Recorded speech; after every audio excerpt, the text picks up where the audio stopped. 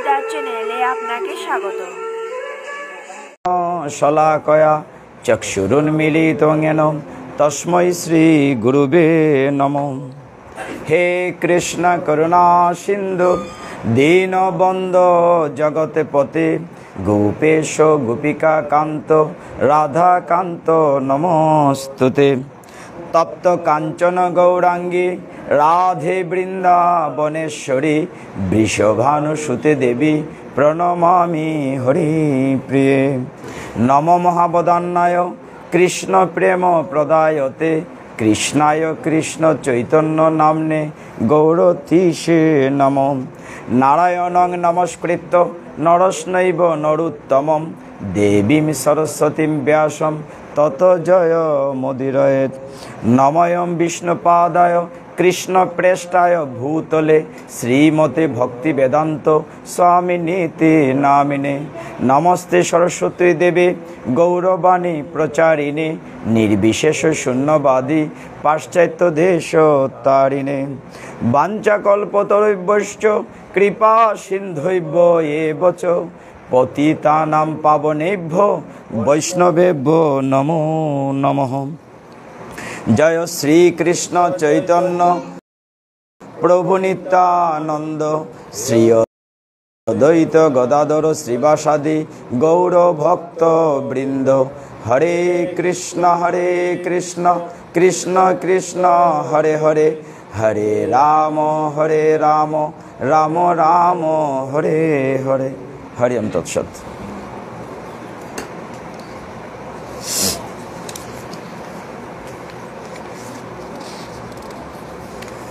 অনাদিরাদি গোবিন্দের অশেষ কৃপায় আমরা ভাগবত যজ্ঞের সপ্তাহব্যাপী ভাগবত যজ্ঞের একদম শেষ প্রান্তে চলে এসেছি। কৃষ্ণ কৃপা সকলের উপর বর্ষিত হোক। আমরা আসলে এতদিন ভগবানের বিভিন্ন অংশ নিয়ে আলোচনা করেছি, অর্থাৎ চরণ থেকে শুরু করে বক্ষ পর্যন্ত আলোচনা করেছি, কিন্তু যে বিষয়টি মূল জায়গা সে যেটা আলোচনা আসলে করিনি আমরা এখনো, এতদিন পর্যন্ত হয় নাই। কারণ বলা হচ্ছে দশম স্কন্ধটিকে বলা হয় মঞ্জুহাস্যতম, এই জায়গাটি বাদ দেওয়া হয়েছে। তারপরে একাদশ দ্বাদশ নবম। যা হোক, ওম নমো ভগবতে বাসুদেবায়, ওম নমো ভগবতে বাসুদেবায়, ওম নমো ভগবতে বাসুদেবায়। ওম শ্রীমদ্ ভাগবত স্তোত্র আখ্যা মন্ত্রস্য নারদ ঋষি বৃহতি চন্দ শ্রীকৃষ্ণ পরমাত্মা দেবতা ব্রহ্ম বীজমে ভক্তি শক্তি জ্ঞান বৈরাগ্যে শ্রীকিলকম মম শ্রীমদ্ ভাগবতম প্রসাদ সিদ্ধার্থে পাঠে বিনিয়োগ। আমরা ভগবানের প্রীতিবিধানের জন্য পাঠ বিনিয়োগ করছি, প্রসাদ রূপে ভাগবতকে প্রসাদ রূপে গ্রহণ করে। আপনারা সকলেই জানেন যে আমরা নবম স্কন্ধের যে কাহিনীগুলো আছে সেগুলো একবার আলোচিত হয়েছে গৃহে। নবম স্কন্ধের মধ্যে মূলত গঙ্গার আনয়ন কথাটি আছে। আমি একটু শর্টকাট করে দশম স্কন্ধটাকে টাচ করব, যেহেতু মঞ্জুহাস্যতম বাদ পড়েছে সেটাকে আমরা বেশি টাচ করব।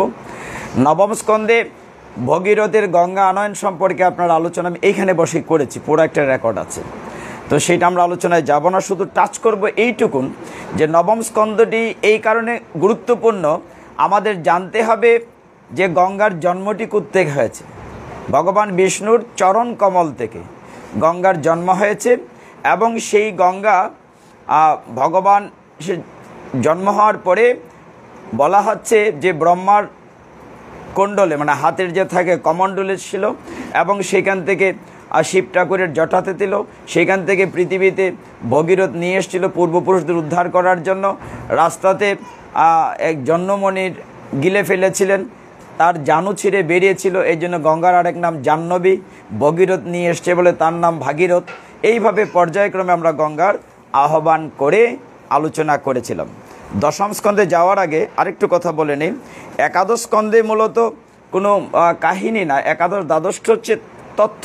মানে আমরা সারা ভাগবত যে পাঠ করলাম কেন, মানে আমরা মূল কথাটি গতকালকে আমরা আলোচনা করেছি। শব্দটি হচ্ছে মায়া, মোহ। যে মায়া মোহটা ত্যাগ করার জন্যেই এত ভাগবতী আলোচনা। উদাহরণটি শুরু হয়েছে এইভাবে যে পরীক্ষিত মহারাজ নিজে উদাহরণ দিয়েছেন যে আমি সমস্ত রাজ্যময় ত্যাগ করে চলে গিয়েছি গঙ্গা তীরে ভাগবত শ্রবণ করার জন্য। এইভাবে আমরা দেখেছি গতকালকে ভরত মহারাজের কাহিনী তো আমরা দেখেছি, তিনি সব কিছু ছেড়ে কী করে চলে গিয়েছিলেন। এই সমস্ত জ্ঞান কর্মযোগ কিংবা অবধূত উপাখ্যান কিংবা মায়া অতিক্রমের উপায়, এইগুলো হচ্ছে একাদশ স্কন্ধে। দ্বাদশ স্কন্ধে আছে কলিযুগের রাজন্যবর্গের বর্ণনা, তারপরে সুখদেবের অন্তিম উপদেশ ইত্যাদি। এইভাবে একাদশ দ্বাদশ অধ্যায় আছে স্কন্ধ।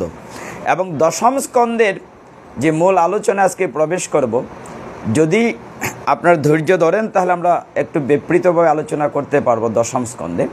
মূলত দশম স্কন্ধটিকে ভাগবত বক্তারা বলে থাকেন যে ভগবানের মঞ্জু হাস্যতা, মানে মূল সুন্দর জায়গাটি, যে জায়গাটিকে ভগবান শ্রীকৃষ্ণের এতদিন আলোচনা হয় যে ভগবান শ্রীকৃষ্ণ শব্দটা উচ্চারিত হয়নি। খেয়াল করে দেখুন, আমরা রাজা ভরত বলেছি কিংবা ধ্রুব মহারাজ বলেছি কিংবা অন্য অন্য কাহিনী বলেছি, শ্রীকৃষ্ণ শব্দটা উচ্চারিত হয়নি, কারণ কৃষ্ণের জায়গাটিতে আমরা তখন প্রবেশ করতে পারিনি। আজকে এসে মূলত ভাগবতে প্রবেশ করছি মূল জায়গাটিতে, সেটি হচ্ছে দশম স্কন্ধ। দশম স্কন্ধে একেবারে দেবকীর গর্ভে ভগবান শ্রীকৃষ্ণের অবস্থান থেকে শ্রীকৃষ্ণের এই লীলা সংবরণ পর্যন্ত 90টি অধ্যায় আছে। সেইখানে আপনারা এই আলোচনাগুলো জানেন যে ভগবান শ্রীকৃষ্ণকে পাওয়ার জন্য দেবকী কত সাধনা করেছিলেন, 3 যুগে 3 মন্বন্তরে 3 বার পেয়েছিলেন, সর্বশেষ ভগবানকে তার সন্তানরূপে প্রার্থনা করেছিলেন বলে দেখা দিয়েছিলেন। এবং সেটা আপনারা সকলেই জানেন যে যখন দেবকীর গর্ভে ভগবান প্রবেশ করেছিলেন, কেন প্রবেশ করেছিলেন সমস্ত আপনার জানা আছে। জন্মলীলা আলোচনা করব না, জন্মলীলা আলোচনা করলে পুরো একটাতে পুরোটা চলে যাবে। ভগবানের জন্মাষ্টমীতে মহাপ্রভু আকারে আমরা জন্মাষ্টমী আলোচনা করেছি পুরাটা। তারপরে ভগবান শ্রীকৃষ্ণ যখন ছোটো থেকে বড় হলেন, ছোটোবেলা অনেক লীলা আছে। তন্মধ্যে আপনারা দেখেছেন পুতনাবধ থেকে শুরু করে শকটাসুর বধ, অগাসুর, বগাসুর ইত্যাদি ছোট ছোট লীলা আছে। তারপরে কালীয় দমনও এখানে আমি আলোচনা করেছি। তারপর আছে এই যে আসতেছে কার্তিক মাস, নিয়ম মাসে, তারপরে বন্ধন লীলা, দাম বন্ধন লীলা, মা যশোদা যখন কৃষ্ণকে নিজের নন্দগোপাল রূপে তাকে শাসন করেছেন, শাস্তি দিয়েছেন, তিনি উদকলে বন্ধন করেছেন, সেখান থেকে কি করে মুক্ত হয়েছেন, ভগবান শ্রীকৃষ্ণ কি করে যমলার্জুন উদ্ধার করেছেন, এইগুলো বিভিন্ন অধ্যায়। যমলার্জুন উদ্ধারের পরে ভগবানের যে সকল লীলা আছে, তারপরে আছে ব্রহ্মা কর্তৃক ভগবানের যে শিক্ষা, ব্রহ্মার অহংকার। ব্রহ্মা যখন বলেছিল এই ছোট্ট বালকটি কেন ভগবান, আমি তো স্রষ্টার দায়িত্বে, ভগবানের সাথে একটা চ্যালেঞ্জ ছিল। ভগবানের সমস্ত গোপবালক গোবৎসকে ব্রহ্মা হরণ করে নিয়েছিলেন। এই ব্রহ্মাজি পরবর্তী জন্মে হরিদাস জবনকুলে জন্ম নিয়েছিলেন। এইভাবে আমরা সমস্ত কিছু আলোচনা করেছি। প্রলম্বাসুর, দাবানল, বর্ষা, তারপরে বেণুগীত, তারপরে আলোচনা হয়েছে আপনারা ইন্দ্রের দর্পচূর্ণ করেছিলেন, যেটা আমরা অন্নকূট করি। অন্নকূটের সূচনাটা দাপর যুগে যেরকম হয়েছিল, বর্তমানে আমরা যে অন্নকূট করি সেটা শ্রী চৈতন্য মহাপ্রভুর পরম গুরু দ্বারা প্রবর্তিত। মহাপ্রভুর গুরুদেবের নাম ঈশ্বরপুরী, ঈশ্বরপুরী গুরুদেবের নাম কী নাম? মাধবেন্দ্রপুরী। বর্তমান যুগে অন্নকূটটা যেটা করি সেটা মাধবেন্দ্র পরিপাত পুনঃপ্রবর্তন করেছেন। এই লীলাগুলোর পিছনে দাপর যুগে যে লীলাটি হয়েছিল সেটি ভগবান শ্রীকৃষ্ণ ইন্দ্রের দর্পচূর্ণ করার জন্য শুরু করেছিলেন অন্নকূট, গোবর্ধন ধারণ। মাত্র 7 বৎসর বয়সে 7 দিন 7 রাত্র বাম হাতের কনিষ্ঠ আঙ্গুলে তিনি গিরি গোবর্ধন ধারণ করেছেন। এই লীলাগুলো সব কিছু আপনাদের জানা আছে। তারপরে শ্রীকৃষ্ণের অভিষেক হয়েছিল বরণলোক। তারপরে যে বিষয়টি হয়েছিল রাসলীলা। আপনাদের চান আমরা এটা আলোচনা করতে পারি, কিন্তু একটা অনুরোধ আছে, যদি রাসলীলা আলোচনা করি একদম সাইলেন্ট থাকতে হবে। এই আলোচনাটা সব জায়গায় আমরা করি না, মানে এই জায়গাটিতে আপনি এই কারণে প্রথম আমরা সংজ্ঞা বলেছি যে প্রেম এবং কামের ডিফারেন্সটা বুঝতে হবে। অর্থাৎ আমরা যদি ভগবানকে ভালোবাসি, শরীরের লোম কাটা দিয়ে দেয়, ভগবানকে যদি অন্তর থেকে ভালোবাসি তবেই কেবল ওই লীলায় প্রবেশ করা যাবে, নাহলে যাবে না। এবং এই লীলাটি অনেক লম্বা। সেখানে বলা হচ্ছে 29তম অধ্যায় থেকে একেবারে 33তম, 29, 30, 31, 32, 33 5টা অধ্যায়ে গিয়ে এই রাসলীলাটা শেষ হয়েছে। তার পূর্বে আমরা যদি শুরু করি একটা ছোট্ট কথা বলে, আমরা তো ভগবানকে কি বলি? মুরলীধর। বা বংশীধারী, বলি না যে বংশীধারী মুরলীধর, ভগবানের যে বাঁশরি বাজান, বাঁশরি কিন্তু এক প্রকার না, এটা নিশ্চয়ই আপনারা জ্ঞাত আছেন। ভগবানের বাঁশরি কিন্তু কয়েক প্রকার আছে, সাধারণত 3 প্রকার বাঁশরি বাজান। এক প্রকার বাঁশরি হচ্ছে বেনু, তাকে ভগবানের একটি নাম হচ্ছে বেনুধারী। বেনু বাঁশিটা খুব ছোট, একদম ছোট একটা বাঁশি, তার নাম হচ্ছে বেনু, সেটাতে 6টা ছিদ্র থাকে। মানে এই তত্ত্বগুলো কেন বলছি, আমরা তো মনে করি ভগবান বাঁশরি বা সবগুলো বোধহয় একরকম বাঁশি না। আরেকটি বাঁশরির নাম হচ্ছে মুরলী, সেটা কিন্তু 18 ইঞ্চি লম্বা, এটার মুখের দিকটা ছিদ্র থাকে আর তার দেহের উপরে মাত্র 4টা ছিদ্র থাকে। আর যে বাঁশিটার জন্য তাকে বংশীধারী বলা হয়, সেই বংশীটির দৈর্ঘ্য হচ্ছে 15 ইঞ্চি এবং এই বাঁশিটিতে ছিদ্র থাকে 9টা। তার মানে বাঁশিরও ডিফারেন্ট আছে। আবার তিনি যে বিশেষ করে শ্রীমতী রাধারানীকে এবং ললিতা বিশাখা চন্দ্রাবলীদেরকে যখন আকর্ষণ করতেন, সম্মোহন করতেন, এই বাঁশিটা বিশেষ বাঁশি। সেই বাঁশিটার নাম হচ্ছে সম্মোহনী বা মহানন্দ বাঁশি। সেখানে মহানন্দ বাঁশি, আনন্দিনী বাঁশিও আছে। তো মূলত 3 প্রকার বাঁশরি ভগবান বাজিয়ে থাকেন, এখনও বাজাচ্ছেন। ভাগবত প্রবেশিকাতে আমরা বলেছি যে ডক্টর মহানন্দ ব্রহ্মচারীর একটা ছোট গ্রন্থ আছে ভাগবত প্রবেশিকা, সেখানে বলা আছে যে ভগবান আছেন বলবো না, ভগবান আসেন, মানে ভক্তদের কাছে ভগবান এখনও আসেন, ডাকলেই আসেন। আরেকটা জায়গায় চমৎকার বলা হচ্ছে যে ভগবান সেই বৃন্দাবনে বাঁশরি বাজাতেন তাই না, এখনও বাজান, বন্ধ হয় না, এখনও বাজান, কিন্তু আমরা শুনতে পাই না। কেন শুনতে পাই না? আমার কর্ণকুটরে মায়ার মল বদ্ধ আছে কর্ণকুটে, যে শুনতে পাই না। এই জন্য ভগবান বলছেন আমি সব রকমের বাঁশরি বাজাই। এখন আমরা বাঁশরি বাজাই এই জায়গাটিতে যদি আমরা শুরু করি, একটি অধ্যায়ের নাম হচ্ছে বেনুগীত। বেনুগীত অধ্যায়টি খুব লম্বা, আর শুধু একটা বেনুগীতের উপরে একটা পাঠ হয়। আমি কেন ভূমিকাগুলো বলছি, আমরা একটু সংক্ষিপ্ত টাচ করে যাচ্ছি। আমি গতকালকে বলেছি আজকে আমার একটু কঠিন পরীক্ষা, আপনারা আসছে, আমি খুব বিপদে আছি মানে একদিনে এতগুলো অধ্যায় আমাকে টাচ করতে হবে। কারণ যেহেতু এটি সপ্তাহ যজ্ঞ, পুরোটা আলোচনা করা না হোক, কিন্তু সবগুলা স্কন্ধ বা অধ্যায় স্পর্শ করতে হবে। এখন গোবিন্দ যদি কৃপা করেন তাহলে আমরা ওই অধ্যায়টিতে যাব, যে অধ্যায়টি থেকে ভগবান এই লীলাটুকু করেছেন। ওম নম ভগবতে বাসুদেবায়। কৃষ্ণ কৃপা করুন। হে ভক্তগণ, আপনাদের প্রচণ্ড সৌভাগ্য এই কারণে যে ভগবান আপনাদেরকে কৃপা করেছেন। এই গৃহের একটি অসম্ভব রকম কৃপা আছে। অনেকের এর চাইতে অর্থবিত্ত আছে, কিন্তু সবাই আয়োজনটা করতে পারে না। আমরা মনের একদম গভীরে যাব, আর যতক্ষণ এই আলোচনাটুকু চলবে কৃপা করে কেউ উঠবস করবেন না। কারণ এই অধ্যায়গুলো আলোচনার বেলা মনোনিবেশ করতে হয়, অসম্ভব কনসেন্ট্রেট রাখতে হয়। কৃপা করে উঠবেশ করবেন না, অন্তত 1 ঘন্টা বা 40 মিনিট, যতক্ষণ আধা ঘন্টাই হোক, এই অধ্যায়টা শেষ করা পর্যন্ত। মার্গশীর্ষ মাস আমাদের বাংলা পঞ্জিকাতে আমরা যদিও বৈশাখ মাস থেকে শুরু করি, কিন্তু তখনকার সময় শ্রাবণ মাস থেকে শুরু হতো এবং অগ্রহায়ণ মাসকে বলা হতো মার্গশীর্ষ মাস। রাসলীলার আলোচনাটাতে একটু পেছনে যেতে হবে। পেছনে কেন? গোপী কন্যারা, ব্রজের গোপী কন্যাদের এই বিষয়টাকে মাথায় নিতে হবে। ভগবান শ্রীকৃষ্ণ খুব ছোট্টবেলা এই লীলাটি করেছেন। তখন ভগবানের বয়স 8 কি 10, কারণ ব্রজের লীলা শেষ করে মথুরায় গিয়েছেন 11.5 বছর বা 11 বছর।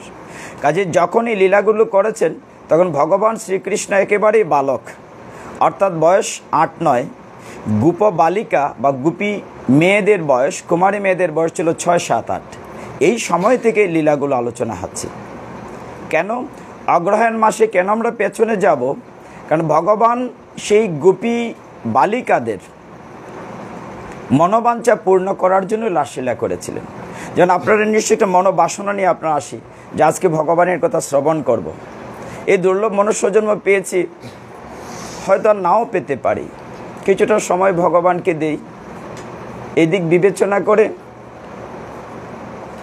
অগ্রহায়ণ মাস থেকে শুরু করতে হবে রাসলীলার আগের কাহিনী। সেটি হচ্ছে দ্বাবিংশ অধ্যায় 12তম অধ্যায়। একটু পিছনে আসলাম কেন? তখনকার সময় ব্রজে প্রচণ্ড শীতল বাড়ি যমুনাতে খুব ভোরবেলা ওঠে, একদম ভোরবেলা উঠে গোপী বালিকারা যমুনাতে স্নান করতে যেতেন। আমরা চোখে চোখে দেখি দৃশ্যটা, একটু চোখ খুলে দেখা যায় যে যমুনা পলিনে যারা তীর্থে গিয়েছেন চোখে ভাসবে যেরকম বাঁকা হয়ে ঘাটটা গিয়েছে, যেদিকে গোপী বালিকারা স্নান করতেন। প্রতিদিন ভোরে উঠে মঙ্গল আরতির সময় একদম ঠান্ডা বেলা তারা যেতেন, ছোট ছোট বালিকারা স্নান করতে যেতেন। কেন?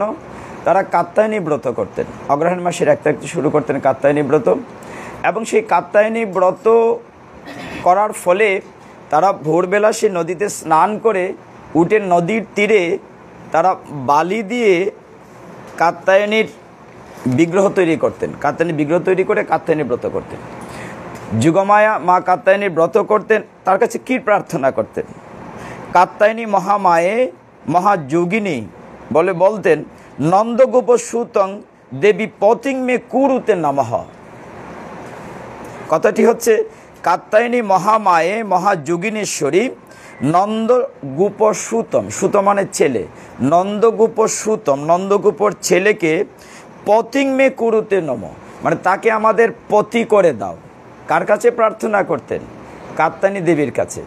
গোপ বালিকারা প্রতিদিন ভোরে উঠে যমুনার শীতল বাড়িতে স্নান করে নিজেকে শুদ্ধ পুত পবিত্র করে একদম সরল মনা, তাদের ভিতরে কিন্তু কোনো কাম ভাব নেই, একদম সরল মনা সেই বালিকারা খুব ভোরে উঠে স্নান করে কাত্যায়নী ব্রত আস্বাদন করতেন, এবং ব্রত করে পুষ্প তুলসী মানে পুষ্প দিয়ে পূজা করে ওই একটি প্রার্থনা করতেন, হে মা কাত্যায়নী, হে ঈশ্বরী যুগমায়া, তুমি কৃপা করে নন্দ মহারাজের ছেলে কৃষ্ণকে যেন আমরা প্রতিরূপে পেতে পারি। ওই একটি প্রার্থনাই করতেন প্রতিদিন।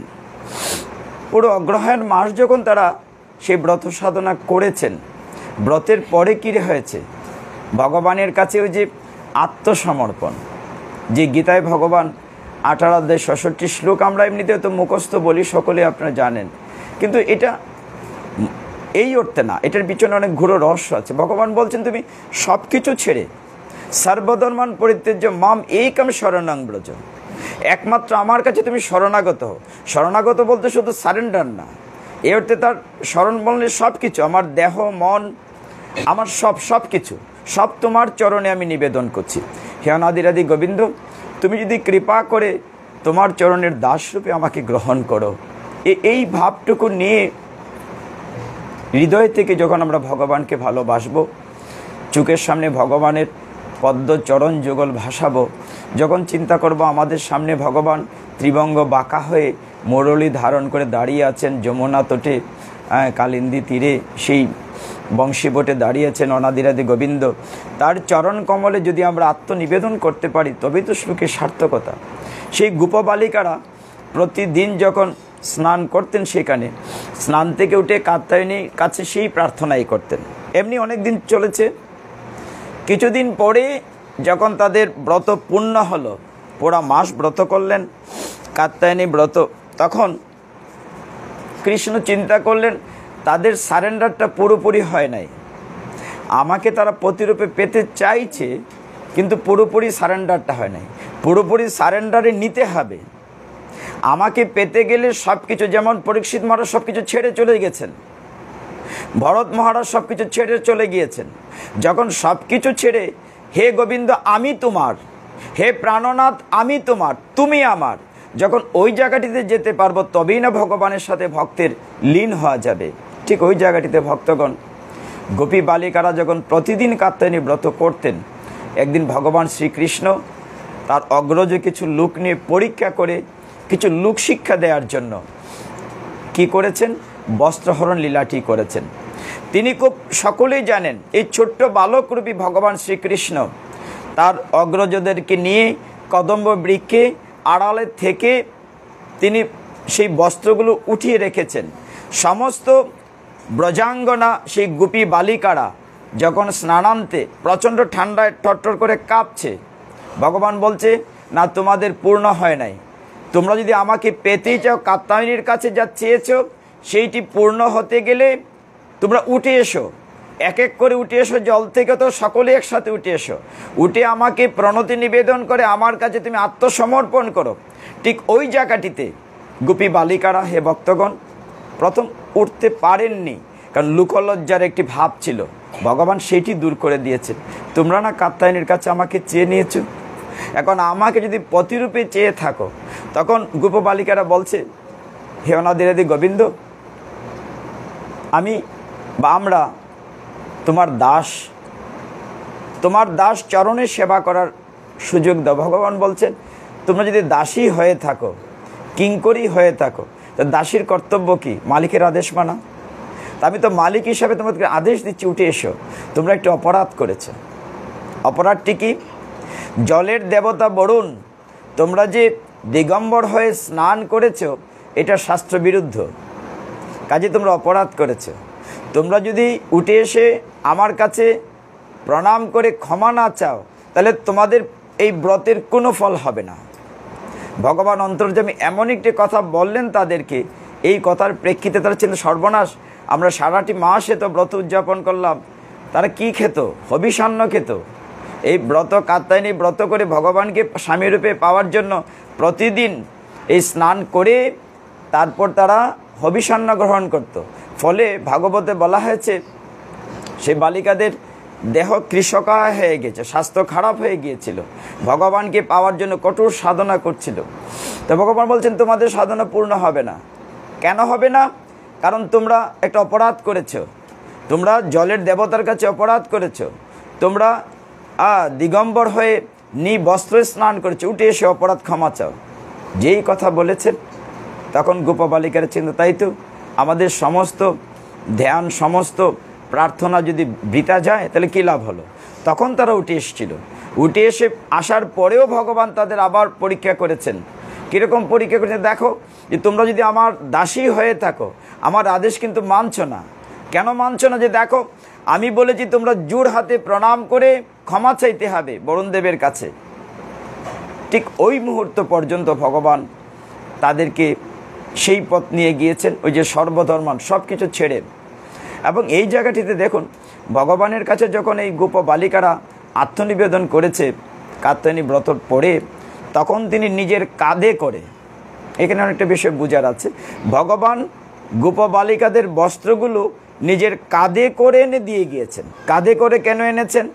যে বস্ত্রটা তো দেহের নিম্নাংশ পরার ছিল, সেই বস্ত্রটাকে তিনি শ্রদ্ধা করে, ভালোবেসে, প্রেমে সিক্ত করে, কাঁধে করে, ভগবানের কাঁধে করে সেটা প্রসাদী করে এনে সখীদেরকে দিয়েছেন, যে এখন তোমরা সেটা পড়ো। তিনি খুব খুশি হয়েছেন। ভগবান বলছেন, তোমাদের ব্রতে আমি খুব খুশি হয়েছি, তবে আমি তোমাদেরকে কথা দিচ্ছি, আগামী বৎসর, এটা তো অগ্রহায়ণ মাসের ঘটনা, যে পরবর্তী শ্রাবণ পূর্ণিমায়, অর্থাৎ শ্রাবণ মাসের পূর্ণিমাতে শারদ পূর্ণিমা বলা হয়, তখন যমুনা পলিনে বড় একটি রাস হবে। রাস মানে রসগণ, ভগবানকে তো রসগণ হবে, রস থেকে রাস, মানে যেখানে আনন্দ হবে, নিত্য কীর্তন হবে, সে রাসস্থলীতে সকলেই তোমরা আসবে। তোমরা আমাকে প্রতিরূপে পেতে চেয়েছো, সকলের মনোবাঞ্ছা পূর্ণ হবে। সময় দিয়েছেন তাদেরকে। এইভাবে পর্যায়ক্রমে অনেকগুলো তত্ত্ব দিয়ে তাদেরকে বিদায় দিয়েছেন এই দ্বাবিংশ অধ্যায়ে। আমরা যদি তারপরে যাই 29 অধ্যায়ে যদি যাই, দশম স্কন্ধের, সেখানে শুকদেব গোস্বামী বলছেন, হে পরীক্ষিত, এখন যে প্রসঙ্গে প্রবেশ করতে যাচ্ছি তা শরৎ ঋতুর ঘটনা। বস্ত্রহরণের সময়ে ভগবান গোপিকাগণকে যে রাত্রির সময় সংকেত দিয়েছিলেন, তারা সকলে পুঞ্জীভূত হয়ে যেন একটি রাত্রির রূপ ধরে এই শরতে উদ্ভাসিত হয়ে উঠেছিলেন। ভগবান পিতা রাত্রি শরদ উৎস ফুল্ল মল্লিকা ভিক্ষারস্তম মনশ্চক্রে যুগ মায়া অনুপাশ্রিত। বলা হচ্ছে, ভগবান বলছেন যে এই সময়টিতে ভাগবতে আমাদের মনের ভিতরে ছবিটি ভাসাতে হবে, যে এমন একটি বন যেখানে ভগবান দাঁড়িয়ে আছেন, দাঁড়িয়ে তিনি কি করছেন, এই জায়গাটির বর্ণনা দিচ্ছে ভাগবত বর্ণনা দিচ্ছে যে শারদ পূর্ণিমাতে আকাশে, নীল আকাশে, শরতের আকাশে চমৎকার একটি পূর্ণিমার চাঁদ উঠেছে। চাঁদের আলোর স্নিগ্ধতায় চারদিক একদম সুশোভিত হয়ে গিয়েছে। ভগবান সেই যমুনা পুলিনে দাঁড়িয়ে আছেন, চাঁদের আলো বলা হচ্ছে বিভিন্ন গাছের উপরে পড়ে ঝিলিক দিচ্ছে, আর সেখানে গাছের পত্রপল্লব যমুনার উপর থেকে যখন বাতাস উঠছে, বাতাসের আঘাতে পত্রপল্লব এরকম রিনিঝিনি বাজাচ্ছে। ফুল, অনেক ফুলের বর্ণনা দেওয়া হয়েছে, সেখানে বলা হচ্ছে যে মল্লিকা, মালতী, জ্যোতি, এরকম অনেক ফুলের বর্ণনা দেওয়া আছে। যত যত ফুল আছে শরতের ফুল, এগুলা ফুলে একদম বিকশিত, সুশোভিত, সুগন্ধিত হয়েছে পরিবেশটি এমন স্বর্গীয় রূপ ধারণ করেছে। আমরা আরেকটি বিষয় মাথায় রেখে আলোচনায় প্রবেশ করব, সেটা হচ্ছে ভগবান বা গোপী মাতাজিরা বা গোপিনীরা, গোপী বালিকারা, তাদের দেহ ভগবানের দেহ আমাদের মতো না। ভগবান হচ্ছে চিন্ময় আত্মা, আমরা হচ্ছি জাগতিক, তিনি হচ্ছেন পারমার্থিক। ভগবানকে হচ্ছে চিন্ময় আত্মা, ভগবানকে দুইভাবে অনুভব করতে হয়। ব্রজের কৃষ্ণ মাধুর্যময় কৃষ্ণ, আর মথুরার কৃষ্ণ ঐশ্বর্যময় কৃষ্ণ। দুই রকম অনুভব করতে হবে। মথুরাতে যখন ভগবান গেলেন কংসকে ধ্বংস করার জন্য, তখন তিনি ঐশ্বর্যময়। সেইখানে তো তার পিতামাতা আছে, দেবকী বসুদেবকে তিনি উদ্ধার করেছেন কারাগার থেকে। সেইখানে পিতামাতা কৃষ্ণের সামনে আসতে ভয় পায়, তার সামনে প্রণাম নিতে ভয় পায়। আর ব্রজে নন্দ মহারানী, এখানে তো মাধুর্যময় কৃষ্ণ, ভয় না, উল্টো ভগবানকে লাঠি নিয়ে তারা ভগবানকে বেঁধে শাস্তি দেন, কান ধরে উঠবস করান। একইভাবে মথুরাতে ঐশ্বর্যময় কৃষ্ণের যে বন্ধু সখা বা ওইখানের যারা রাজন্যবর্গ আছে, ভগবানের কাছে যেতে ভয় পায়।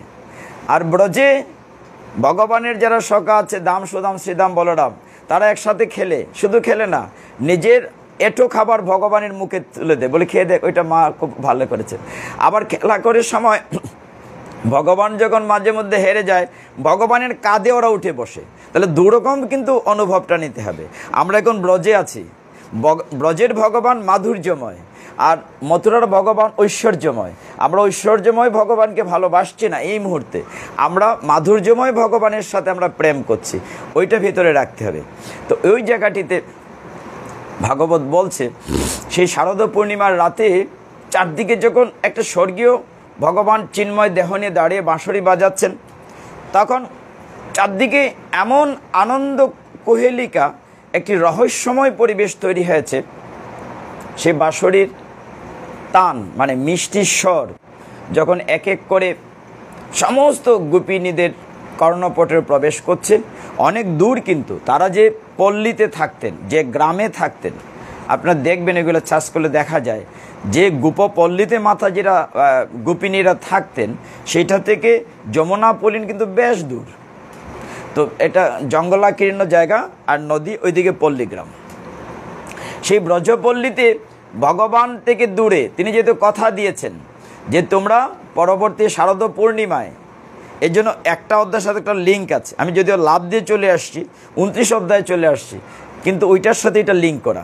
এই জন্য বলা হচ্ছে, সুখদেব বলছেন যে কাত্যায়নী ব্রত করে যারা ভগবানকে পাওয়ার জন্য বর পেয়েছিল, তাদের উদ্দেশ্যের জন্য ভগবান বাঁশরি বাজাতে শুরু করলেন। রাত্রি গভীর হচ্ছে, শারদ রাত্রিতে জ্যোৎস্না প্লাবিত যমুনা পলিনে দাঁড়িয়ে তখন সে বাঁশির মিষ্টি স্বর যখন সেই গোপিনীদের কর্ণপটে প্রবেশ করেছে, তারা পাগলিনী হয়ে গেছে।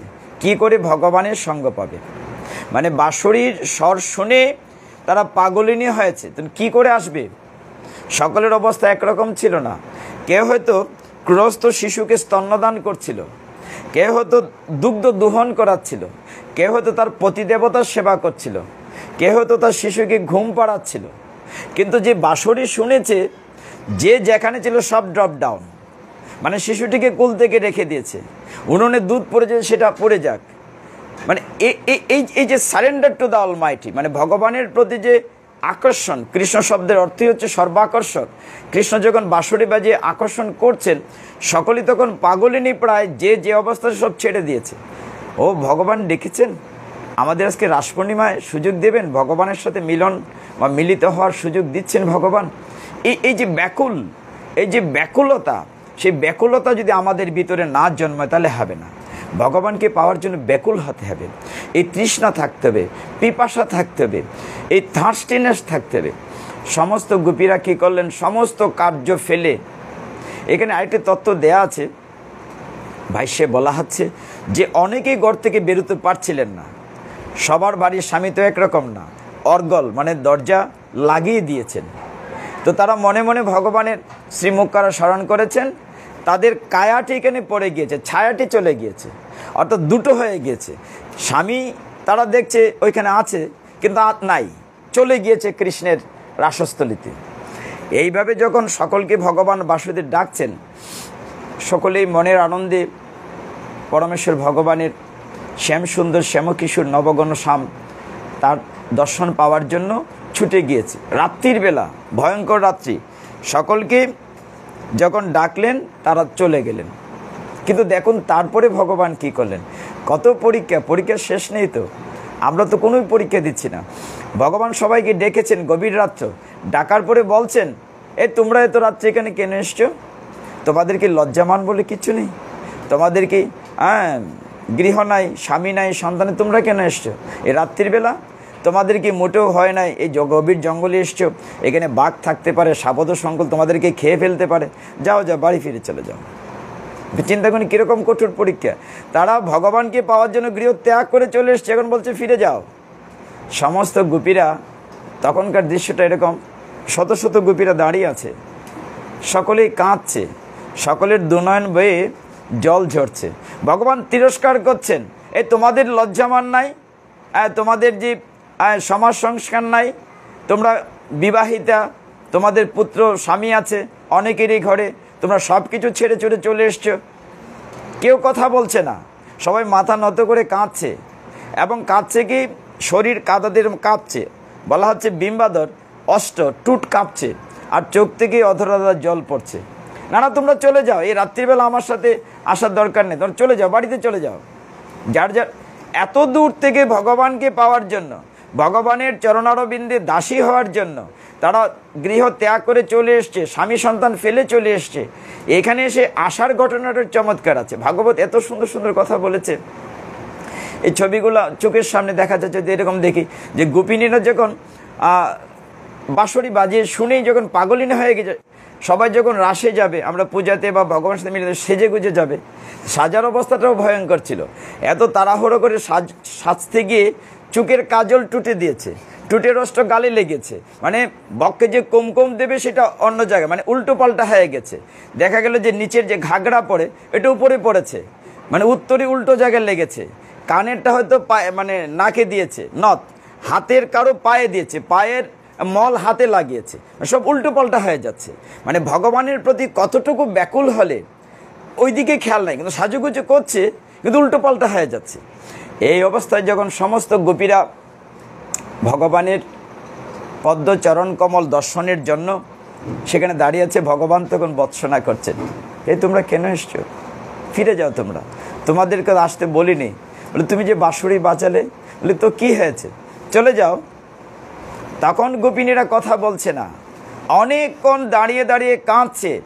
তাদের বলা হচ্ছে ভাগবতে চোখের জল মাটিতে পড়ছে, ধুলিময় মাটিতে পড়ছে। তখন কোনো কোনো গোপী পায়ের নখ দিয়ে বালির উপরে আঁচড় কাটছে। এক পর্যায়ে কেউ কেউ ভগবানকে স্মরণ করে সাহস করে বলছে, হে প্রাণনাথ, আমাদের তো যাওয়ার জায়গা নেই। বলছে আমাদের তো কোথাও যাওয়ার জায়গা নেই, আমরা তো তোমার ডাকে সেই গৃহ ছেড়েই চলে এসেছি, আমরা কি করে সেখানে ফিরে যাব? তুমি আমাদের জীবন মরণ সব কিছু, তুমি আমাদের প্রাণনাথ, হয় কৃপা করে দাসীরূপে চরণ কমলে ঠাঁই দাও, না হয় আমাদেরকে মেরে ফেলো, পিষে মেরে ফেলো, আমরা তো যেতে পারবো না। তুমি তো ডেকেছো, তুমি কথা দিয়েছিলে কাত্যায়নী ব্রতের পরে আমাদেরকে রাসস্থলিতে সময় দেবে। হে প্রাণনাথ, আমরা তো সেই গৃহ ছেড়ে এসেছি।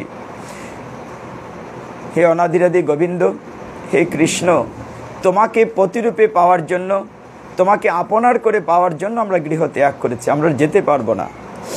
এইভাবে যখন গোপীদের কথায় ভগবান একটু চিন্তা করে বলেন যে ঠিক আছে, এসছে যখন তাহলে কি করা যায়। তিনি রাসস্থলী সাজানো হলো, কীর্তন শুরু হলো। ভগবান সকলকে নিয়ে যখন রাসস্থলীতে কীর্তন করতে শুরু করলেন, তখনকার ঘটনাটি আমরা একটু মন দিয়ে খেয়াল করব। গোপীগণ বললেন, অগ বিভু, অগ সর্বব্যাপী, নিখিল জীবের অন্তর্বাসী ভগবান, আমাদের হৃদয় সংবাদ তো তোমার কাছে অজানা নেই। এমন হৃদয়হীনের মতো নিষ্ঠুর কথা তুমি বলছো কেন? আমাদেরকে কেন ফিরে যেতে বলছো? তাই তোমার মুখে অনন্ত সাজে না, এই কথা সাজে না, এই কথা অন্তত সাজে না। আমরা যে সব ছেড়ে, সব বিষয় বিসর্জন দিয়ে তোমার চরণ যুগলে শরণ নিয়েছি, ভালোবেসে বরণ করেছি তোমার শ্রীপদ পঙ্কজ যুগল, তবু জানি তুমি আমাদেরকে ছেড়ে দেবে না। যখন রাসস্থলী সাজানো হলো, গোপীদেরকে নিয়ে ভগবান রাসস্থলীতে রাসলীলা শুরু করলেন। শত শত, হাজার হাজার, আপনারা এও জানেন এই রাসস্থলীতে প্রবেশ করার জন্য ভোলানাথ শিব ঠাকুরও গিয়েছিলেন। তো শিব ঠাকুর তো এখানে তো পুরুষদের প্রবেশ নিষেধ ছিল।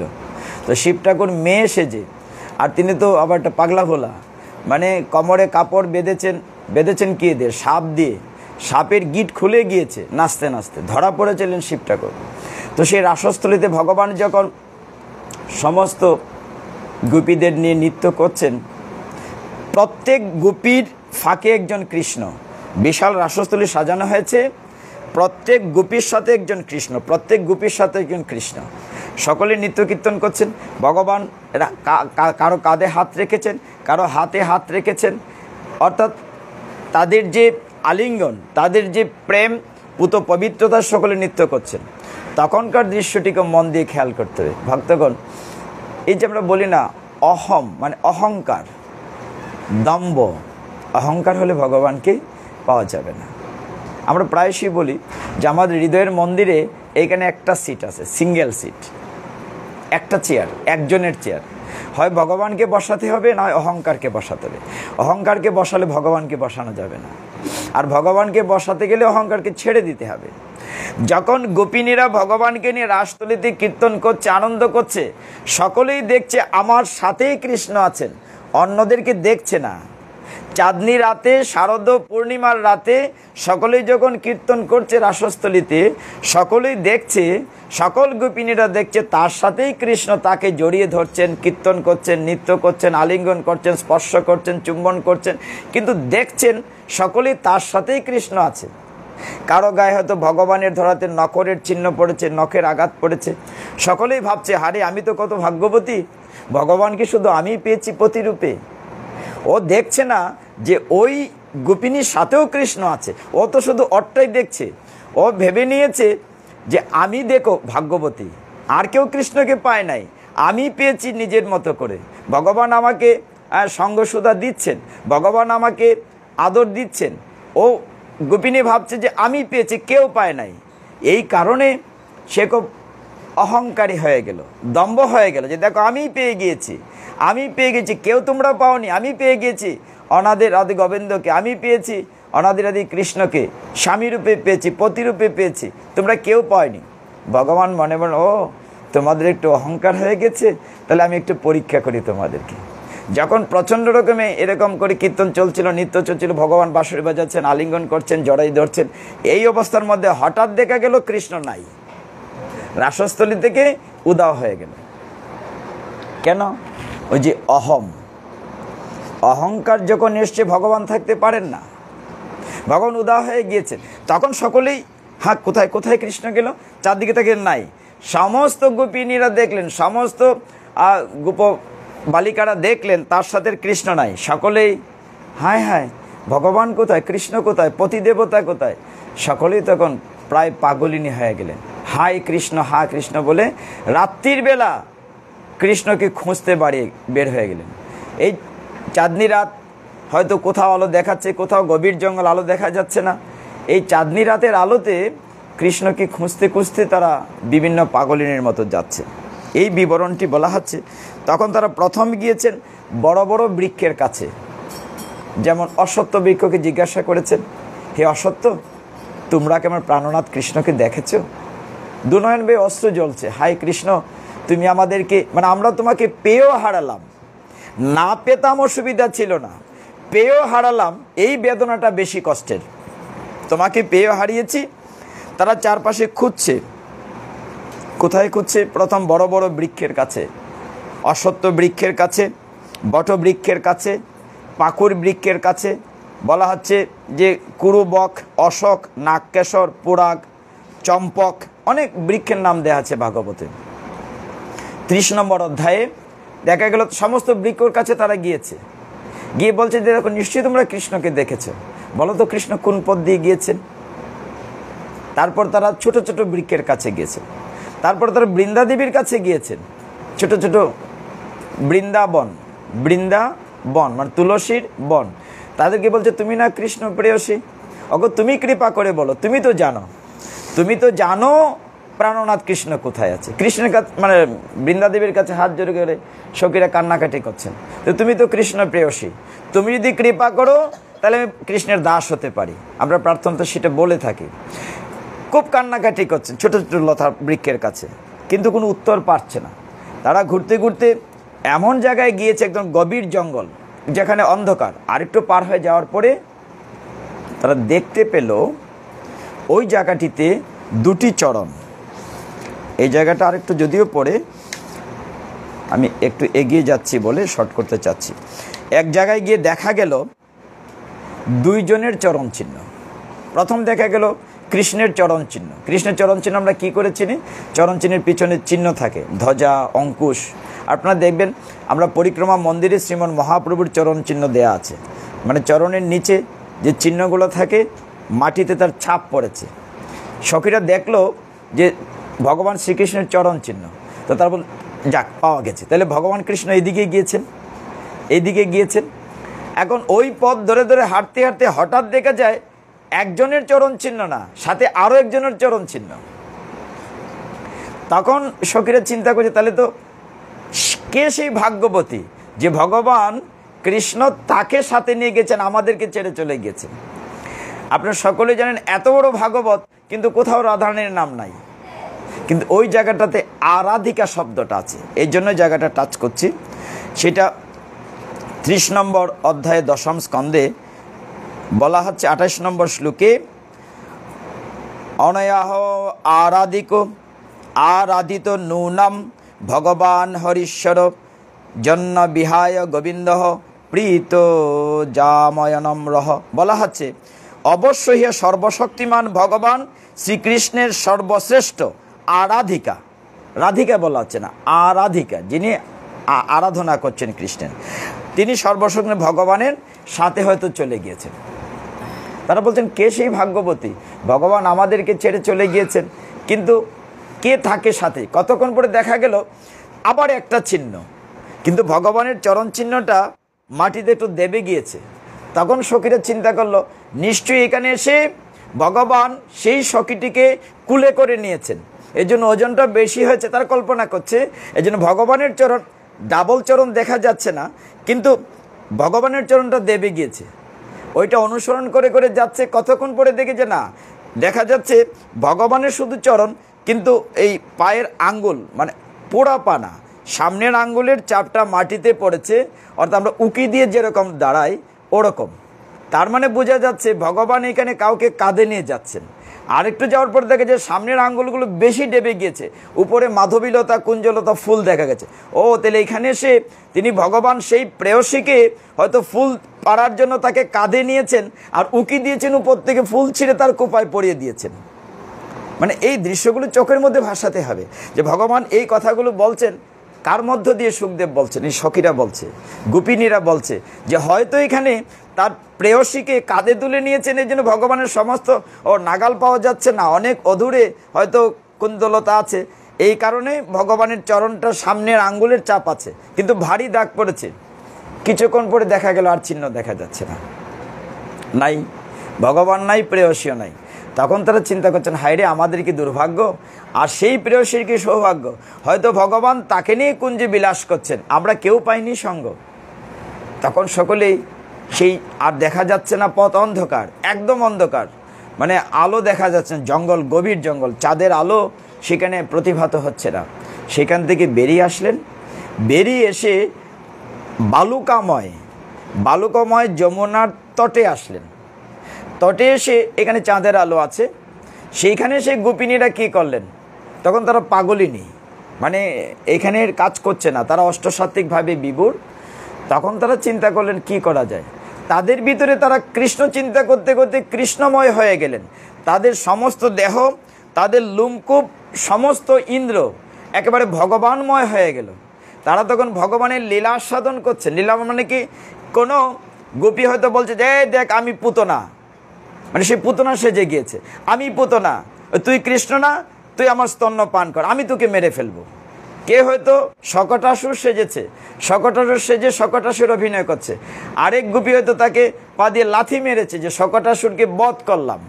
মানে কৃষ্ণের যত লীলা আছে, কেউ হয়তো দেখা গেল এই দেখ তোরা তো বিপদে আছিস, আমি দেখ গিরি গোবর্ধন ধারণ করেছি, এই বলে তিনি গায়ের উত্তরীয়, মানে গোপী কী করলেন, গায়ের উত্তরীয় একটা আঙ্গুলের উপরে টাকা লাগে, তোরা আশ্রয় নেই, বৃষ্টি হচ্ছে দেখ না যে ইন্দ্র কত ঝড় বৃষ্টি দিচ্ছে।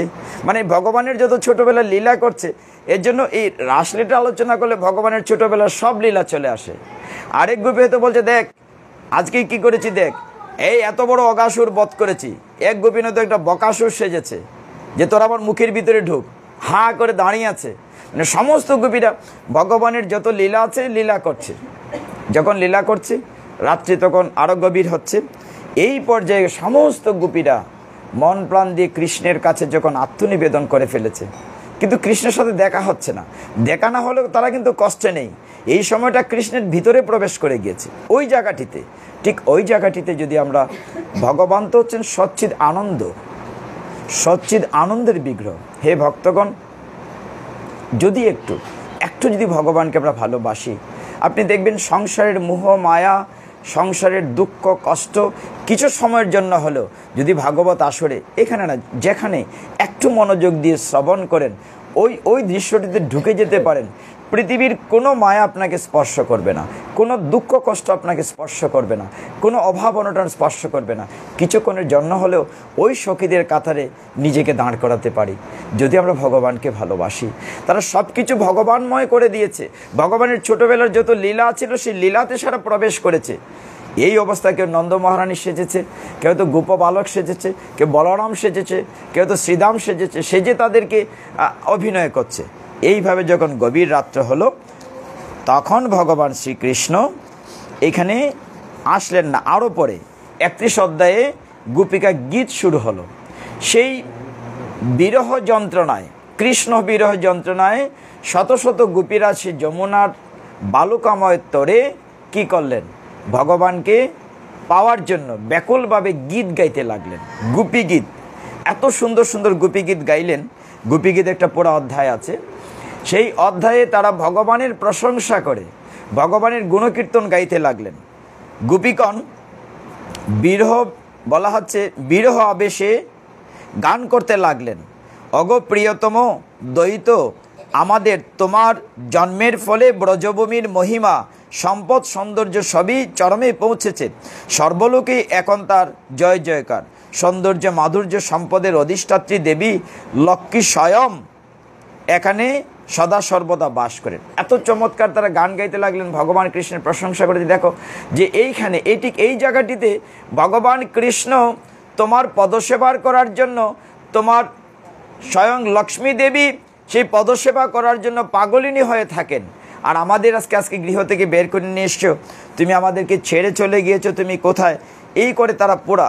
তাদের কিন্তু তৃষ্ণা, ঘুম, নিদ্রা কোনো ভয় ছিল না।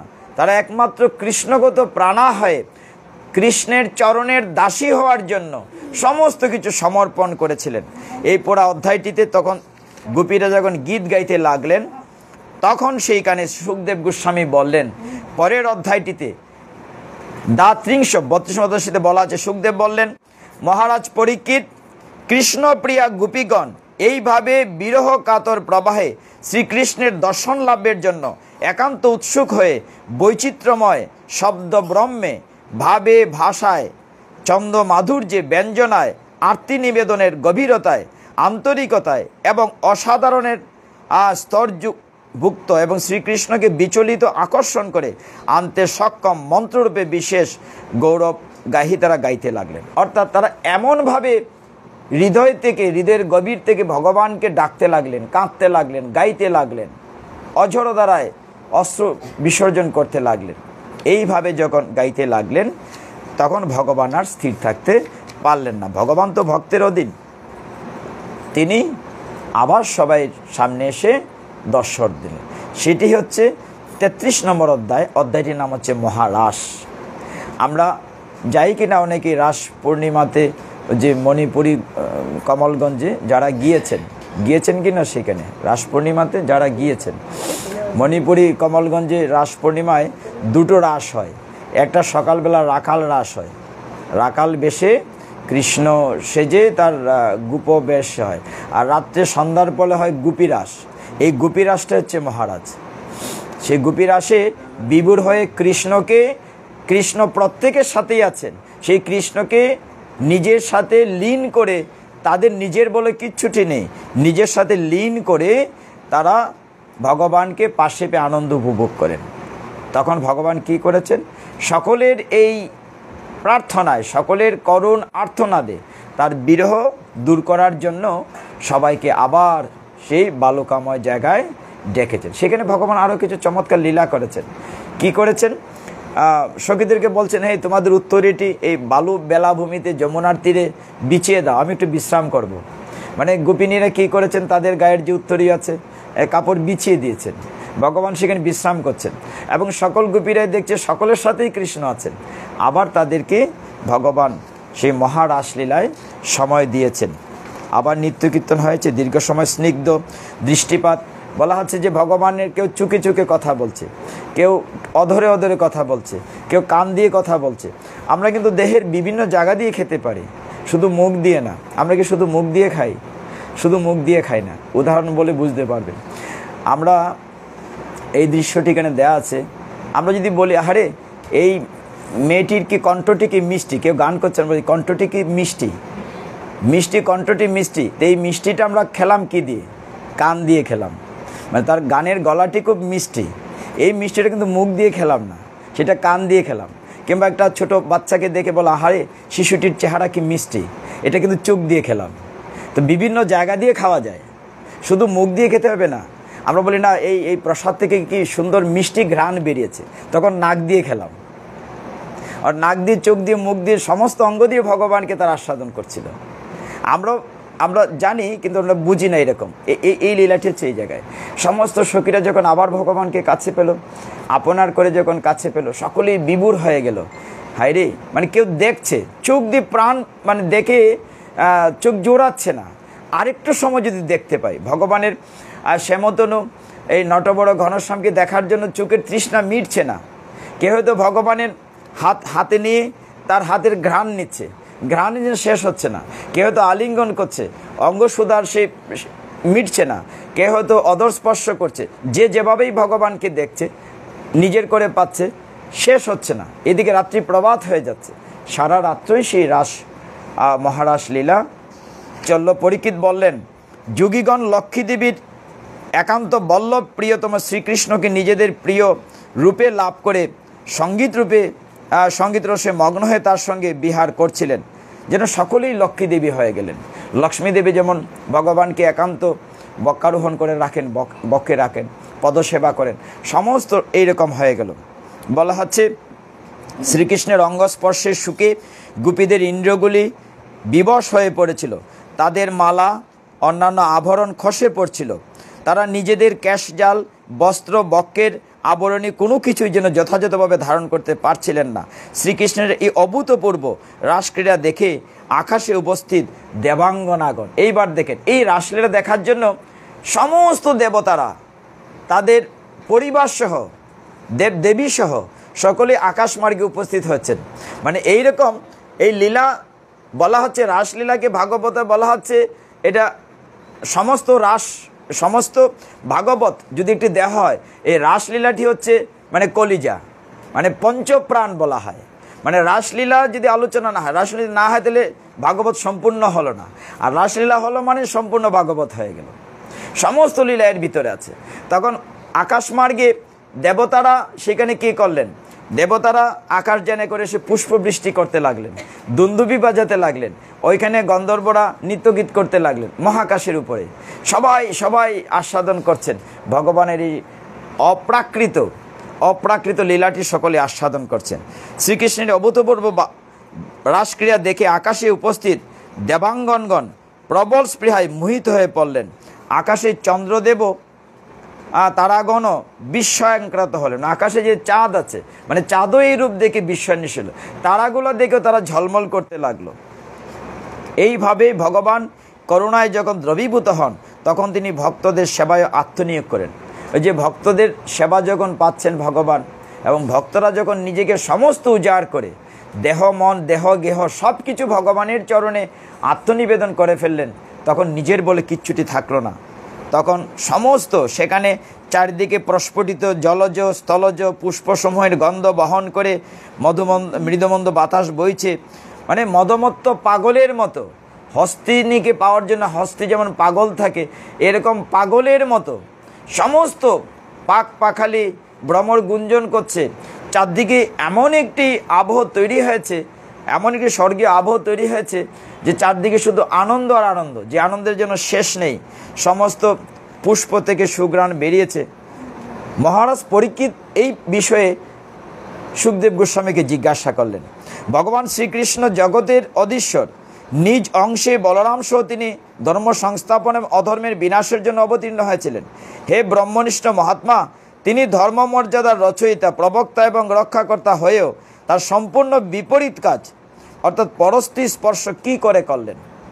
আমরা জাগতিক জগতে প্রশ্নটা করতে পারি অনেকেই, যে তিনি তো অনাদিতে গোবিন্দ, তিনি পরস্ত্রী স্পর্শ করছেন কেন?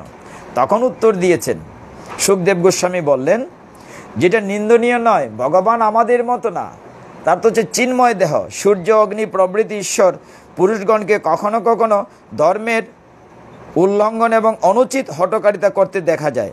তেজস্বী পুরুষদের পক্ষে এগুলি দুঃসাবহ নয়। যেমন অগ্নি সর্বভুক হলেও তার জন্য কোনো কলঙ্ক হয় না, ঠিক এরকম যেমন আগুন সব কিছু পুড়ে খায়, কিন্তু আগুনকে আমরা কলঙ্ক দিই না। আগুনে পোড়াই বলে তো আমরা ভগবানের প্রসাদ রান্না করতে পারি। আবার বলা হচ্ছে যে ছোট বড় সকলের জন্য ভগবান হচ্ছেন পরশমণির মতো, যাকে স্পর্শ করবে সে তো কলঙ্কিত হবে না, সে বরঞ্চ স্বর্ণ হয়ে গেল। পরশমণির ছোঁয়ায় সে শুদ্ধ হয়ে গেল। ব্রজবাসী গোপগণ ভগবান শ্রীকৃষ্ণের প্রতি সামান্যতম দৃষ্টিও করেননি, কারণ গোপের যারা মেল যারা ছিলেন, যাদের স্ত্রীরা চলে গিয়েছে বা বালিকারা গিয়েছে, তারা অনেক খুশি হয়েছেন যে যারা কৃষ্ণ সঙ্গ পাচ্ছেন তাদের জীবন সার্থক, তারা তাতে কখনো দোষ দেখেন নাই। এইভাবে পরীক্ষিত মহারাজ দেখলেন যে এই লীলাটিতে ব্রজ বধূগণের সঙ্গে ভগবানের এই চিন্ময় রাস বিলাস যে ধীর ব্যক্তি শ্রদ্ধার সঙ্গে বারবার শ্রবণ এবং বর্ণনা করেন। আমি একদম কনক্লুশনে আছি যে বারবার যারা শ্রবণ করবেন এই লীলাটি এবং বর্ণনা করবেন, তিনি শ্রী ভগবানের চরণে পরাভক্তি লাভ করবেন। হরিবোল, পরাভক্তি লাভ করবেন এবং অতি শীঘ্রই হৃদয়ের রূপ স্বরূপ মানে যা আছে কাম, সেটা দূরীভূত হয়ে যাবে এবং চিরতরে কামনা বাসনার বন্ধন থেকে সকলেই তারা মুক্তি লাভ করবেন। হরিবোল। ওই যে আমি শুরুতে বলেছি, সংজ্ঞাটা কি বলেছি, যে আত্মেন্দ্রিয় প্রীতিবাঞ্ছা বলি তারে কাম, আর কৃষ্ণেন্দ্রিয় প্রীতিবাঞ্ছা ধরি প্রেম নাম।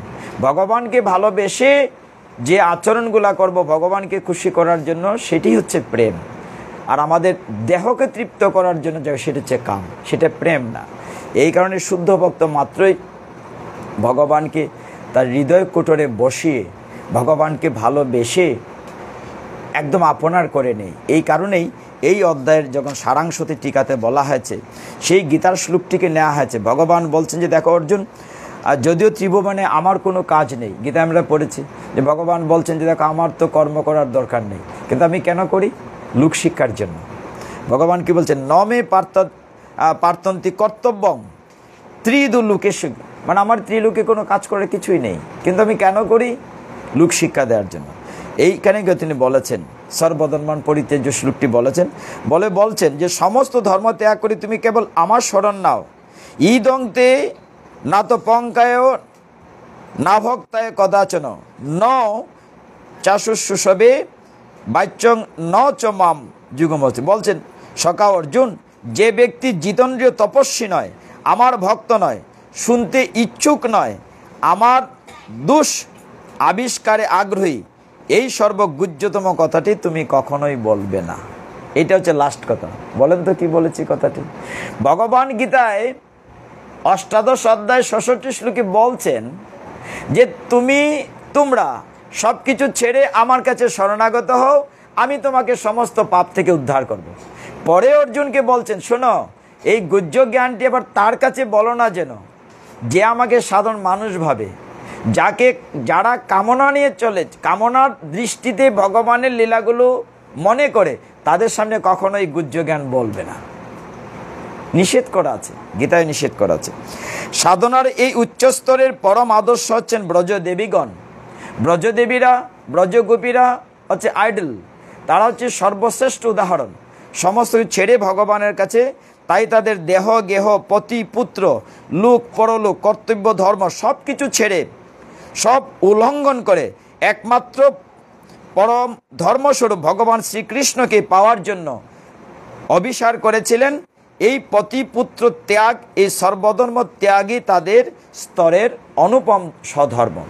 এইটুকুন অবস্থাতে আমরা পৌঁছতে পারবো না, কিন্তু আমাদের হৃদয় থেকে যদি অহংকারটিকে মুছতে পারি, তাহলে ভগবান আমার হৃদয়ের আসনে বসবেন। এইটুকুন আমরা যদি উপলব্ধি করতে পারি, তবেই রাসলীলাটি সার্থক হবে। অর্থাৎ আমাদের অহংকারটিকে ছেড়ে দিতে হবে। ওই জায়গাটা ছেড়ে দিলে ভগবান আমার হৃদয় আসনে বসবেন। কিন্তু যতক্ষণ পর্যন্ত আমার ভিতরে অহম থাকবে, ততক্ষণ পর্যন্ত ভগবানকে পাবো না। তো যাই হোক, আমরা আজকে আপনাদের চরণধুলির কৃপায় রাসলীলাটুকু সংক্ষেপে আলোচনা করেছি। এটা অনেকটা অধ্যায়, কেন যে আমার আরও 2টা জায়গা টাচ করতে হবে, কারণ সবগুলা স্কন্ধ আজকে টাচ করে করে শেষ করতে হবে। আপনারা দেখেছেন এই দশম স্কন্ধের 90টা অধ্যায়, 90টা অধ্যায়ের ভিতরে উদ্ধবের কাহিনী আছে। উদ্ধব সন্দেশ বলে আলাদা একটা বই আছে, শুধু এইটার উপরে আমরা 2.5 ঘন্টা পাঠ করি, শুধু উদ্ধব সন্দেশ পরে 2.5 ঘন্টা। তারপরে আপনারা দেখেছেন দশম স্কন্ধের উত্তরার্ধে যখন কংসকে ধ্বংস করেছেন, সেখানে শিশুপাল উদ্ধার করেছেন। শিশুপাল আমরা বধ বলবো না, আমরা সেদিনে বলেছি পুতনা উদ্ধার বলেছি। তারপরে জরাসন্ধ উদ্ধার বলেছি। তারপরে আরেকটা কার কথা বলেছি? কংস উদ্ধারের কথা বলেছি। ভগবানের হাতে যার মৃত্যু, তো সরাসরি ভগবত ধামে চলে যায়। এইভাবে শিশুপাল উদ্ধারের কথা আপনারা জানেন। এইখানেও দেখেন ভগবান একটা পর্যায় পর্যন্ত ক্ষমা করেন, তারপরে আর ক্ষমা করেন না। শিশুকাল তো ভগবানের আত্মীয় লাগেন নাকি? পিসাতো ভাই না, মশাতো ভাই না পিসাতো ভাই? আচ্ছা, যাই বলেন, মশাতো ভাই। তো সেই শিশুপাল তার ভাই তো, কিন্তু শিশুপালের তো মৃত্যু হয়েছে ভগবানের হাতে। এই জায়গাটি খুব সুন্দর ছিল, একটা আলোচনা করি খুব 5 মিনিটে, তাই আমরা আরেকটা স্কন্ধ টাচ হয়ে যাবে। শিশুপাল যখন জন্মেছিল, তার অবস্থাটা কেমন ছিল? চেহারা, অনেকগুলো হাত পা ছিল, অনেকগুলো চোখ ছিল, দেখতে ভয়ঙ্কর, মানে ভূতের মতো ছিল। তার মা অনেক দিন পরে একটা শিশু পেয়েছেন, পেয়ে অনেক খুশি হয়েছেন, কিন্তু শিশুটি প্রেতের মতো, ভূতের মতো, অনেকগুলো হাত পা, অনেকগুলো চোখ, ভয়ঙ্কর। তখন দৈববাণী হয়েছিল যে এমন একজন ব্যক্তি, তাকে কুলে নিলে স্বাভাবিক হবে, 2টা হাত 2টা পা 1টা মাথা হবে। এখন অনেকেই নতুন শিশুটিকে দেখার জন্য আসছে, কুলে নিচ্ছে, স্বাভাবিক হচ্ছে না। কৃষ্ণ বলরাম তখন বালক, বেশ বড়ই, তারা দেখতে গেলেন সেই ভাইটিকে। বলরাম কুলে নিয়েছেন, কিচ্ছুটি হয়নি। কৃষ্ণ যখন কুলে নিয়েছেন, অতিরিক্ত হাত পা অদৃশ্য হয়ে গিয়েছে, স্বাভাবিক হয়েছে। দেখে মা খুব খুশি হয়েছেন যে আমার ছেলেটি স্বাভাবিক হয়েছে। পরমূর্তি তার মুখ মলিন হয়েছে, কান্না করছেন। যে দৈববাণী হয়েছিল যার কুলে গেলে স্বাভাবিক হবে, তার হাতেই তার মৃত্যু হবে। তার মায়ের মনে তো কষ্ট লাগার কথা। বলছেন, হে কানাই, তুমি তো আমার বোনপুত হও, তোমার তো ভাই লাগে, বাবা তুমি দয়া করে আমার ছেলেটিকে মেরো না। যদি দৈববাণী হয়েছে যে আমার ছেলেটি তোমার হাতে মৃত্যু হবে, তুমি তাকে মেরো না। কৃষ্ণ বললেন যে পিসিমা, আমি তাকে মারবো না, ঠিক আছে, কথা দিচ্ছি, কিন্তু দৈববাণী তো মিথ্যে হতে পারে না।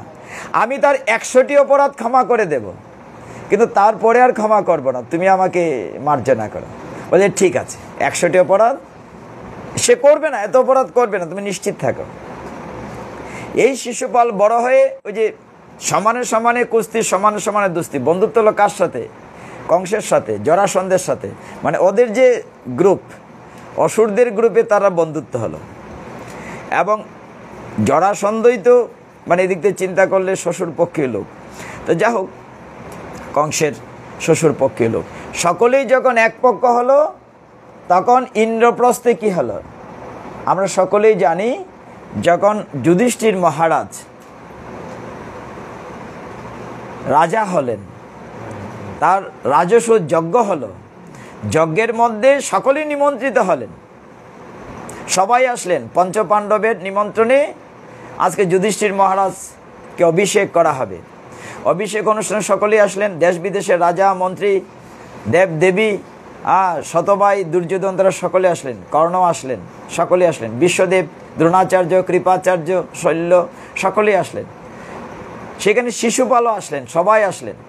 বিশাল রাজসভা, ময়দানব তৈরি করেছে রাজসভা। তো সেইখানে আপনারা দেখেছেন ময়দানব যে রাজসভাটা তৈরি করেছে, জল না স্থল বোঝা যায় না। দুর্যোধন পড়ে গিয়েছিল, দ্রৌপদী বলেছিল যে কানার ছেলে তো কানাই হয়। তারপরে অনেক কাহিনী, এগুলো আমি বলছি না, আমি শুধু শিশুপালের অংশটা বলি। এটা বললে আরও 1 ঘন্টা চলে যাবে। তখন সেখানে দায়িত্ব ভাগ করা হয়েছিল। কৃষ্ণের যে বৈরাগ্য, এখানে একটা শিক্ষণীয় আছে।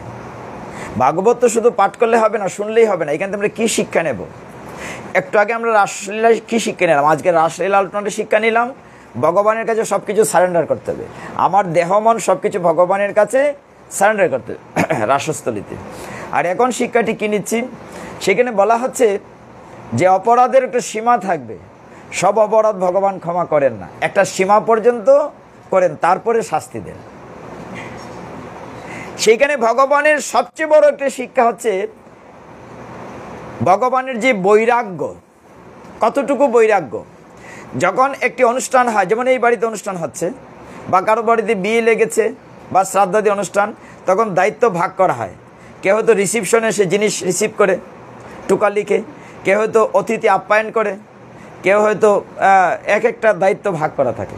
সকলে যখন দায়িত্ব পেলেন, কর্ণের দায়িত্ব নিল কি তিনি দান করবেন, মানুষকে গিফট দেবেন। আর দুর্যোধনের দায়িত্ব হলো রিসিপশন, সে মানুষকে রিসিভ করবে। এভাবে আলাদা দায়িত্ব ভাগ করা। কৃষ্ণকে তারা ভগবান বলছে না, বাসুদেব বলছে। কৃষ্ণ যুধিষ্ঠির মহারাজের কাছে গিয়ে বলেন, হে যুধিষ্ঠির মহারাজ, দাদাশ্রী, দাদা সবাইকে দায়িত্ব দিয়েছো, আমাকে একটা সেবা দিবে না? বলে তোমার সেবার দরকার নাই, তুমি, যুধিষ্ঠির মহারাজ তো জানেন তিনি অনাদিরাদি গোবিন্দ, না না তুমি তো ত্রিভুবনেশ্বর, তোমার দরকার কি, তুমি থাকো তাই দেখো। কৃষ্ণ আবার বলছে, না দাদা, সবাই দায়িত্ব পালন করছে, একটা না একটা সেবা করছে। যেমন এখানে কোনো মাতাজি মৃদঙ্গ বাজিয়েছেন, কোনো মাতাজি চন্দন বেটে দিয়ে, সকলে একটা না একটা দায়িত্ব নিচ্ছে, কেউ প্রসাদ রেডি করছেন। কৃষ্ণ বলেন, আমাকে একটা সেবা দাও, আমি সেবা করবো। বলেন, না তোমার কোনো সেবা করা লাগবে না। তখন কৃষ্ণ নিজে যেছে বললেন, তোমার বাড়িতে যে অতিথি আসছেন, মুনি ঋষিরা আসছেন, দুর্যোধন দুঃশাসন আসছে, বিশ্বদেব আসছেন, আমার সেবাটি হচ্ছে আমি সকলের চরণ ধুইয়ে দেব। হরি বল। এটা চিন্তা করে দেখেন, যিনি বিশ্ব ব্রহ্মাণ্ডের মালিক, তিনি কিনা ভক্তদের চরণ ধোয়ার দায়িত্ব নিয়েছেন। কতটুকু বিনয়ী, কতটুকু বৈরাগ্য শিক্ষা দিয়েছেন ভগবান। আমি সেটি বলছিলাম, কতটুকু বৈরাগ্য। আগে এক সময় গ্রাম দেশে রেয়াজটা ছিল, মুরব্বীরা বলতে পারবেন। গ্রাম দেশে কোথাও বেড়াতে গেলে আগে জল চোখে এনে দেওয়া হতো, একটা পাত্রতে করে জল দেওয়া হতো। মানে গৃহস্থের বাড়িতে গিয়ে, আগে তো হেঁটেই যেত, এখন তো গাড়ি ঘোড়া ছিল না। বাড়িতে কারো বাড়িতে গেলে ওকে তাকে পা ধুয়ে তারপর গৃহে ডাকা হতো, এরকম খড়মা দেওয়া হতো। এরকম বিপদে আমরাও মাঝে মধ্যে এখনও পড়ি, বিপদে পড়ি। এটা আমার কাছে বড় অস্বস্তি লাগে। শিব পাশার দিকে কোথায় যেন গিয়েছিলাম একবার পাঠে, মামা কোথায় গিয়েছিলাম, গ্রামের নামটা মনে নেই। এরকম মানে বিপদে পড়তে হয় কোথাও কোথাও, মানে অস্বস্তি বোধ করি। আমরা তো এই যুগের মানুষ, তখনকার সময় তো নিয়মটা ছিল। কৃষ্ণ সেই বৈরাগ্যের দায়িত্বটা নিলেন যে আমি সকলের চরণ ধুইয়ে দেব। চিন্তা করেন, সেই লীলাটি যখন ভগবান করছেন, রাজস্ব যজ্ঞ শুরু হয়েছে, ভগবান এই যজ্ঞে নিজে আছেন, সবাই দ্রৌপদী একদম সেজে গুজে, তার স্বামীরা মানে যুধিষ্ঠির মহারাজ রাজা হয়েছেন, সকলে সুন্দর সাজুগুজু করে দাঁড়িয়েছেন, যুধিষ্ঠির পাশে দ্রৌপদী দাঁড়িয়েছেন, দুর্যোধন দুঃশাসন সবাই আছে। এই রাজসভাতে কি হলো, সকলেই যখন যজ্ঞ শেষ হলো, রাজস্ব যজ্ঞ, নিয়ম হলো অর্ঘ্য দান করতে। মানে প্রথম অর্ঘ্যটা কাকে দেবে, এত বড় যজ্ঞ হয়েছে। এখন এই যজ্ঞস্থলিতে এই যেমন মুরব্বীরা আছেন, প্রবীণ বয়োজ্যেষ্ঠা যে মুরব্বীরা আছেন, আবার ইয়াং লেডিও আছেন। তো এখানে যেমন এখানে বীর মুক্তিযোদ্ধা আছেন, অনেকে আছেন। এই প্রেক্ষিতে রাজসভায় আলোচনা হলো যে প্রথম অর্ঘ্যটা কাকে দেয়া হবে, কে এই রাজসভাতে সবচেয়ে শ্রেষ্ঠ। বিচারে বসলেন সবাই। এখানে কৃষ্ণদেব বেদব্যাসও আছেন, বিশ্বদেবও আছেন, গুরুদেব অস্ত্রগুরু দ্রোণাচার্য আছেন, সবাই আছেন, কুলগুরু কৃপাচার্য আছেন। এখন এখানে বিচার বসছে যে কে সবচেয়ে শ্রেষ্ঠ। সবাই আলোচনা করে একমত হলেন যে একমাত্র শ্রেষ্ঠ হচ্ছেন বাসুদেব অনাদিরাদি গোবিন্দ। গোবিন্দই একমাত্র প্রথম অর্ঘ্য পাওয়ার অধিকারী। সবাই খুশি হলেন যে তিনি হচ্ছেন যাদব শ্রেষ্ঠ, তিনি হচ্ছেন বাসুদেব, তিনি হচ্ছেন অনন্ত ব্রহ্মের মালিক। সকলেই একমত হলেন। যেই আচমন পাত্র আনতে বললেন সহদেবকে, যে আমি কোনো দান করার আগে তো আচমন করতে হয়, আচমন তৈরি করছেন, কৃষ্ণকে অর্ঘ্য দান করবেন। এমন সকলেই খুশি, দুন্দুবি বাজছে। শিশুপাল উঠে দাঁড়িয়ে বলল, না, তাকে দেয়া যাবে না। দেখেন কিভাবে তার পাপের ঘড়া পূর্ণ হচ্ছে।